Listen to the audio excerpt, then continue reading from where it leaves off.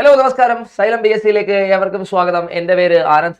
അപ്പോൾ ഞാൻ ഇന്ന് നിങ്ങളുടെ മുന്നിലേക്ക് വന്നിരിക്കുന്നതെന്ന് വെച്ച് കഴിഞ്ഞാൽ ഈ നമ്മൾ അടുത്ത 2025 2026 സമയത്ത് നമ്മൾ PSc വിളിക്കാൻ പോകുന്ന പരീക്ഷകൾ ഏതൊക്കെയാണ് എന്നുള്ളതിനെ കുറിച്ച് ചെറിയൊരു അവബോധം നിങ്ങൾക്ക് തരുന്നതിന് വേണ്ടിയിട്ടാണ്. ഇപ്പോൾ LD പരീക്ഷ കഴിഞ്ഞിരിക്കുകയാണ്. അപ്പോൾ നിങ്ങൾക്ക് എല്ലാവർക്കും മനസ്സിലുള്ള ചോദ്യമാണ്, ഇനി അടുത്ത ഏത് പരീക്ഷ വിളിക്കും, ഇനി എപ്പോഴായിരിക്കും പരീക്ഷ നടക്കാൻ പോവുക എന്നുള്ളതെല്ലാം. അപ്പോൾ നമ്മൾ നമ്മുടെ PSc-യുടെ 10th +2 ഡിഗ്രി ലെവൽ യോഗ്യത അനുസരിച്ചുള്ള പരീക്ഷകൾ ഏതൊക്കെയാണ് ഇനി വിളിക്കാൻ സാധ്യതയുള്ളത് എന്നുള്ളതിനെ കുറിച്ചാണ് ഞാൻ നിങ്ങൾക്ക് പറഞ്ഞു തരാനായിട്ട് പോകുന്നത് കേട്ടോ. അത് നമുക്ക് 10th ലെവൽ പരീക്ഷകളിൽ തന്നെ നമുക്ക് തുടങ്ങാം. നമുക്ക് ആദ്യം 10th ലെവലിൽ നമുക്ക് പ്രതീക്ഷിക്കുന്ന ഒരു പരീക്ഷ നോട്ടിഫിക്കേഷൻ എന്ന് പറയുന്നത് നമ്മുടെ അസിസ്റ്റന്റ് സെയിൽസ്മാന്റെ നോട്ടിഫിക്കേഷനാണ് നമ്മൾ പ്രതീക്ഷിക്കുന്ന. അസിസ്റ്റന്റ് സെയിൽസ്മാൻ ആണ്.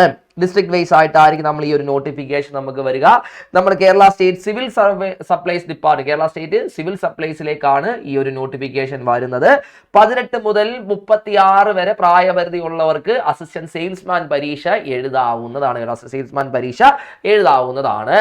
ഇനി അടുത്ത വില്ലേജ് ഫീൽഡ് അസിസ്റ്റന്റ് ആണ്. നല്ലൊരു ജോലിയാണ്. അതും ഡിസ്ട്രിക്ട് വൈസ് ആയിട്ട് തന്നെയാണ് നടക്കാൻ പോകുന്നത്. റവന്യൂ ഡിപ്പാർട്ട്മെന്റിലേക്കാണ് നമ്മൾ ഈ പറഞ്ഞ വില്ലേജ് ഫീൽഡ് അസിസ്റ്റന്റിന്റെ തസ്തിക നമ്മൾ വിളിക്കുന്നത്.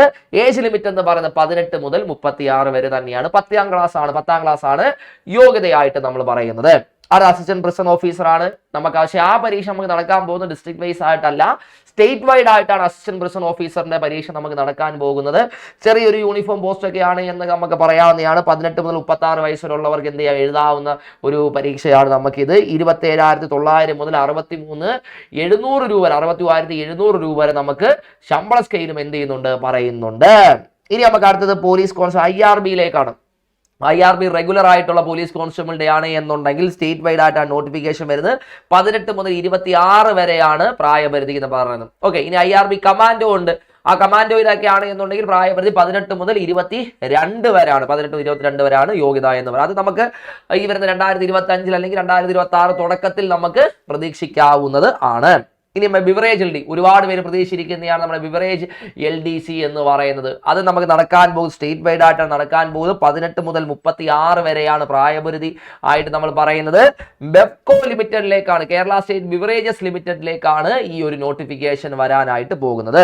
ഇനി +2 ലെവലിലേക്ക് നോക്കുകയാണെങ്കിൽ നമ്മുടെ അടുത്ത PSc പത്രക്കുറിപ്പ് ഉണ്ടായിരുന്നു. നമ്മുടെ പോലീസ് കോൺസ്റ്റബിൾ ഡ്രൈവറിന്റെ നോട്ടിഫിക്കേഷൻ ഉടനെ തന്നെ PSc പ്രസിദ്ധീകരിക്കുമെന്നുള്ളത് നമുക്ക് എന്ത് ചെയ്യാം, അത് പ്രതീക്ഷിക്കാം. പോലീസ് കോൺസ്റ്റബിൾ ഡ്രൈവർ നമുക്ക് പ്രതീക്ഷിക്കാവുന്നതാണ്. CPO WCPO പരീക്ഷകളുടെ നോട്ടിഫിക്കേഷൻസ് നമുക്ക് ഉടനെ തന്നെ നമുക്ക് പ്രതീക്ഷിക്കാം. CPO WCPO പ്രതീക്ഷിക്കാം. സിവിൽ എക്സൈസ് ഓഫീസറും ഫയർ ആൻഡ് റെസ്ക്യൂ ഓഫീസറും ബീറ്റ് ഫോറസ്റ്റ് ഓഫീസറും ലീഗൽ മെട്രോളജി ഇൻസ്പെക്ടിംഗ് അസിസ്റ്റന്റ് എന്നീ തസ്തികകൾ +2 ലെവലിൽ വരുന്നത് നമുക്ക് പ്രതീക്ഷിക്കാവുന്നതാണ്. 2025 തുടക്കത്തിൽ അല്ലെങ്കിൽ 2026 ആകുമ്പോഴത്തേക്ക് നമുക്ക് എന്ത് ഇതിന്റെയൊക്കെ നോട്ടിഫിക്കേഷൻസ് നമുക്ക് പ്രതീക്ഷിക്കാവുന്നതാണ് കേട്ടോ. ഈ ഒരു CPO ഒക്കെ നമുക്ക് ഈ വർഷം അവസാനം അല്ലെങ്കിൽ അടുത്ത വർഷം തുടക്കത്തിൽ തന്നെ CPO WCPO നോട്ടിഫിക്കേഷൻ ഒക്കെ കൊണ്ടുവരും. ഇത് ഡിഗ്രി ലെവൽ പരീക്ഷകളാണ് അല്ലെ. ഡിഗ്രി ലെവൽ പരീക്ഷകൾ PSc അടുത്തിടെ പറഞ്ഞു കഴിഞ്ഞു. നമ്മൾ ഡിസംബർ മാസത്തില് നമ്മുടെ സെക്രട്ടേറിയറ്റ് അസിസ്റ്റന്റ് നോട്ടിഫിക്കേഷൻ PSc കൊണ്ടുവരും എന്നുള്ള കാര്യം പറഞ്ഞു. മാറ്റങ്ങളോട് കൂടിയാണ് സെക്രട്ടേറിയറ്റിന്റെ പരീക്ഷ നടക്കാൻ പോകുന്നത്. അപ്പോൾ നമ്മൾ ഡിഗ്രി ലെവൽ പരീക്ഷ സെക്രട്ടേറിയറ്റിന് വേണ്ടിയിട്ടുള്ള ബാച്ച് നമ്മൾ സൈലം PSc ആരംഭിച്ചിട്ടുണ്ട്. +2 ലെവൽ യൂണിഫോം പോസ്റ്റിന് വേണ്ടിയുള്ള ബാച്ചുകൾ നമ്മൾ ആരംഭിച്ചു. നിങ്ങൾ അതിനകത്തൊക്കെ ജോയിൻ ചെയ്ത് പഠിക്കാൻ കേട്ടോ. നല്ലതുപോലെ പഠിച്ച് തന്നെ പരീക്ഷകൾ എഴുതി നമുക്ക് മുന്നോട്ട് പോകാം, ക്ലിയർ ചെയ്ത് പോകാം. മാറ്റത്തിനനുസരിച്ച് തന്നെ നമുക്ക് എന്ത് ചെയ്യാം, പഠിച്ച് മുന്നോട്ട് പോകാം കേട്ടോ. അപ്പോൾ നമ്മുടെ സെക്രട്ടേറിയറ്റിലേക്കുള്ള അസിസ്റ്റന്റ് തസ്തികയുള്ളതും PSc-യിലേക്കുള്ളതും ഓഡിറ്റ് ഡിപ്പാർട്ട്മെന്റിലേക്കുള്ള നോട്ടിഫിക്കേഷൻസ് ഈ വർഷം തന്നെ നമുക്ക് വരുന്നതായിരിക്കും.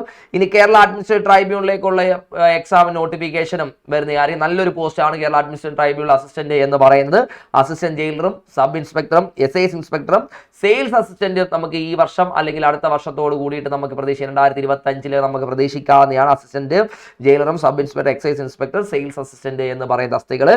കമ്പനി ബോർഡ് അസിസ്റ്റന്റ് നമുക്ക് അടുത്ത വർഷം നമുക്ക് പ്രതീക്ഷിക്കാവുന്നതാണ്. യൂണിവേഴ്സിറ്റിയും ജൂനിയർ എംപ്ലോയ്മെന്റ് ഓഫീസർ നമുക്ക് പ്രതീക്ഷിക്കും. ജൂനിയർ എംപ്ലോയ്മെന്റ് ഓഫീസർ നല്ലൊരു തസ്തികയാണ്. വേക്കൻസികൾ കുറവാണ്. ഇതുവരെ കഴിഞ്ഞ ഡിഗ്രി പരീക്ഷയിൽ ഏറ്റവും അധികം കട്ട് ഓഫ് വന്നൊരു പരീക്ഷയും കൂടെ ആയിരുന്നു കഴിഞ്ഞ ജൂനിയർ എംപ്ലോയ്മെന്റ് ഓഫീസർ എന്ന് പറയുന്നത്. 2025 നമുക്ക് എന്ത് ചെയ്യാൻ പ്രതീക്ഷിക്കാവുന്ന ഒരു നോട്ടിഫിക്കേഷനാണ് ജൂനിയർ എംപ്ലോയ്മെന്റ് ഓഫീസർ എന്ന് പറയുന്നത് കേട്ടോ. അപ്പോൾ ഇത്രയാണ് ഇനി വരാൻ പോകുന്ന PSc 10th +2 ഡിഗ്രി ലെവൽ യോഗ്യതയുള്ള പ്രധാനപ്പെട്ട പരീക്ഷകൾ എന്ന് പറയുന്നത്. ഓക്കെ, നമ്മൾ സൈലം PSc-യിൽ നമ്മൾ ഫൗണ്ടേഷൻ ബാച്ചുകൾ എല്ലാം ഉണ്ട്. 10ന്റെയും +2ന്റെ ഡിഗ്രി ഫൗണ്ടേഷൻ ബാച്ചുകളുണ്ട്. നിങ്ങൾക്ക് അതിൽ ജോയിൻ ചെയ്ത് നിങ്ങൾക്ക് പഠിക്കാവുന്നതാണ് കേട്ടോ. ഓക്കെ, അപ്പൊ നമുക്ക് ഇനി അടുത്തൊരു വീഡിയോയിൽ നമുക്ക് വീണ്ടും കാണാം. താങ്ക്